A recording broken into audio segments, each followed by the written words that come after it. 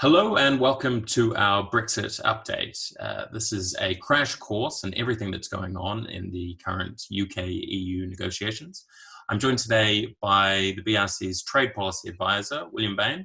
William, how's it going? Hi, William. Good to see you. Good to see you too. So we're entering critical months now for the future of the relationship between the UK and the EU. What are the key elements for UK retailers that would be involved in any future deal?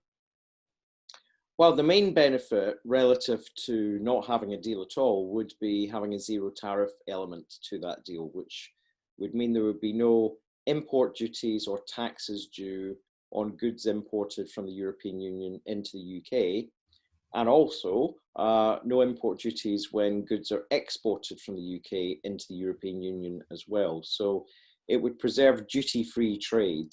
Um, are there going to be enormous differences between the kind of deal that both sides could strike compared with no deal when it comes to checks and regulations?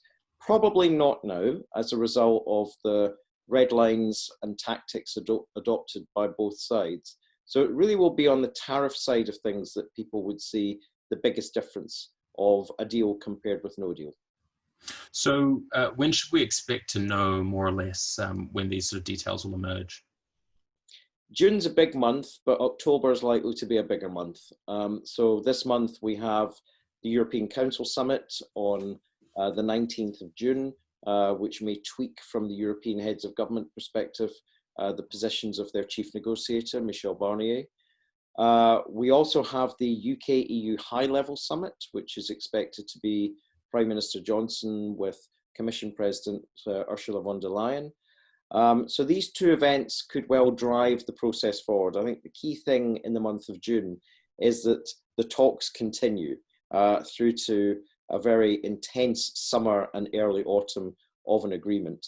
I think it is possible to conceive of the concessions that both sides could make, but it's not likely that a deal would be concluded until around October. And that takes us perilously close to the December deadline. Yeah, so we're obviously talking about very short deadlines.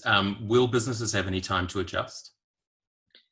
There's likely to be some time if there is a deal, but possibly only 2 to 3 months. And many retail members that I speak to say that that's just not going to be long enough in terms of things like customs and VAT, to recruit the staff, to train the staff, to change the IT systems, all of the practical things about making any agreement work. And that's why many business groups are calling for an adjustment period that gives businesses the adequate time to make this deal work. So obviously the question that's going to be on a lot of people's, especially retailers list, is what they can do now to prepare. Do you have any tips on that?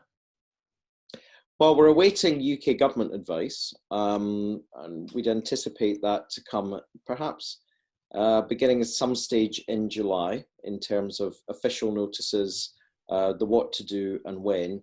It's pretty clear there will be some changes to supply chains. So if you're importing goods from the European Union, you ought to be thinking, do my suppliers downstream know everything that's going to change? Do they know that there's going to be some new obligations on them as well as upon the importer? Everything from potentially tariffs if there isn't a deal. But even if there is a deal and it is zero tariff, all of the documentation that's going to have to accompany goods when they move from the EU into the UK. And in areas like customs, VAT, we know pretty much the direction of travel of where things would end up, even if there is a deal. But there's obviously other areas like rules of origin, whether goods would qualify for zero tariff treatment, checks, product checks, particularly in terms of products of animal origin, where there's a lot still to be decided, and October could be quite crucial. So is there anything we should be looking out for in terms of trade with the rest of the world aside from the EU? Well, we know that the UK is also involved at the same point in parallel negotiations with the US, which it hopes to conclude in time for the elections in November in the United States.